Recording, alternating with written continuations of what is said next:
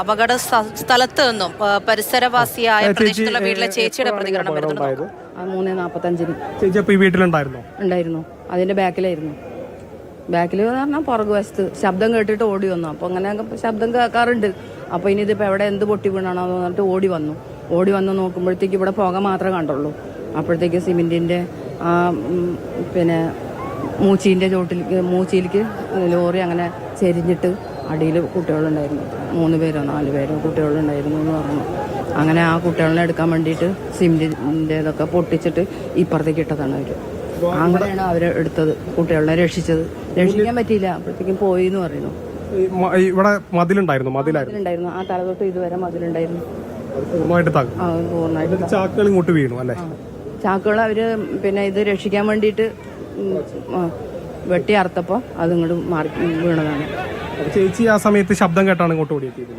ശബ്ദം കേട്ടിട്ടാണ് ഓടി വന്നത്. ചേട്ടന് ഇവിടെ ഉണ്ടായിരുന്നു?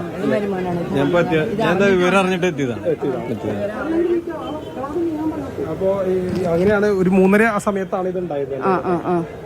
3:30 ചേച്ചി ശബ്ദം കേട്ടാണ് ഇവിടെ ഓടിയെത്തിയത്. അപ്പോൾ നമുക്ക് ഈ വീടിന്റെ ദൃശ്യങ്ങൾ കണ്ടാൽ അറിയാം, ഇവിടേക്ക് മുൻഭാഗത്തേക്ക് മുഴുവൻ ഇപ്പോൾ ഇത് ആ കുട്ടികളെ അവരെ പുറത്തെടുക്കുന്നതിന് വേണ്ടിയാണ് ഈ ചാക്കുകൾ ഇങ്ങോട്ടും മാറ്റിയിട്ടത്. ഇവിടെ മുഴുവൻ ചാക്കുകളായി നിൽക്കുന്ന അവസ്ഥയായിരുന്നു.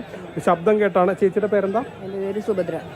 സുഭദ്ര ചേച്ചി ഇവിടേക്ക് ഓടിയെത്തിയത്. അപ്പോൾ കാണുന്നത് ഈ ലോറി ഇങ്ങോട്ട് മറഞ്ഞ് ഇതിൽ ഈ ഇവിടെ തങ്ങി നിൽക്കുന്ന ഒരു അവസ്ഥയാണ് കണ്ടത്. ഉടൻ തന്നെ പ്രദേശവാസികളും അതോടൊപ്പം തന്നെ പോലീസും പിന്നീട് ഫയർഫോഴ്സും ഒക്കെ എത്തി ഈ ചാക്കുകൾ ഇവിടെ നിന്ന് മാറ്റി അവിടെ ഉള്ള കുട്ടികളെ പുറത്തേക്ക് എത്തിച്ചു. അങ്ങനെയാണ് ഈ ഒരു വലിയ അപകടത്തിന്റെ ആ ചേച്ചി ആ സമയത്ത് ഇവിടെ ഉണ്ടായിരുന്നു. ഈ വീട്ടിലാണ് ആ ചേച്ചി താമസിക്കുന്നത്. ഇതിന്റെ ഒരു 10 മീറ്റർ പോലുമില്ല ഈ വീട്ടിലേക്ക്. ഈ ലോറി മറിഞ്ഞതിന്റെ ഒരു 10 മീറ്റർ പോലുമില്ല.